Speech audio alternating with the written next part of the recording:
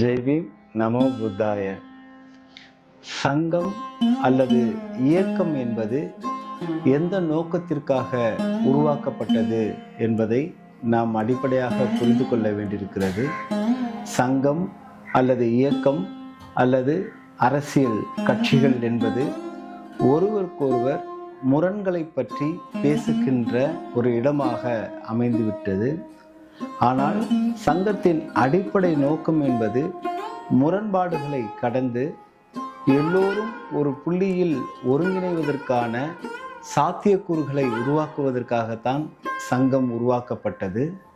சங்கம் அதனுடைய அடிப்படை நோக்கம் என்பது நம் முன்னே இருக்கின்ற முரண்பட்ட மனிதர்களை சமன்படுத்துகின்ற வேலையை அந்த சங்கம் செய்ய வேண்டும். ஒருவர் ஒரு கருத்தில் முரண்பட்டவராக இருப்பார், ஒருவர் செயல்பாட்டில் முரண்பட்டவராக இருப்பார், ஒருவர் நடைமுறையில் முரண்பட்டவராக இருப்பார்.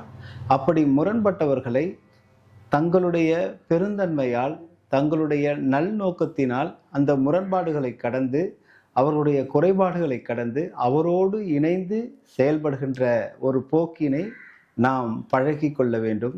அப்படி உருவாகும் பொழுதுதான் சங்கம் சமூகத்தில் நல் வினைகளை செய்வதற்கான ஆற்றல் மிகுந்த அமைப்பாக அது மாறும்.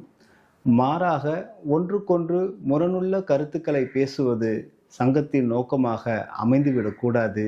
இதனை பகவான் புத்தர் எந்தெந்த இடத்திலெல்லாம் குறைபாடுகள் இருக்கிறதோ அந்த குறைபாடுகளை தன்னுடைய நல்நோக்கத்தினாலும் தன்னுடைய பௌத்த சிந்தனைகளினாலும் அதனை சமன்படுத்துகின்ற செயல்பாடுகளை, தம்ம பணியை நம் முன்னே வழங்கியிருக்கிறார்.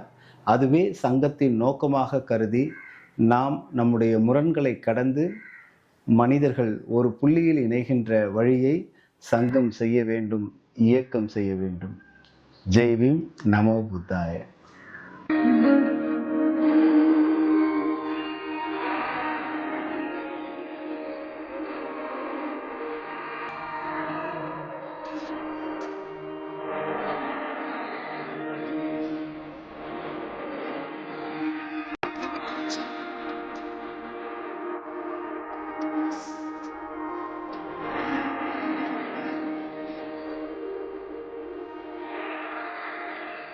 Gotcha.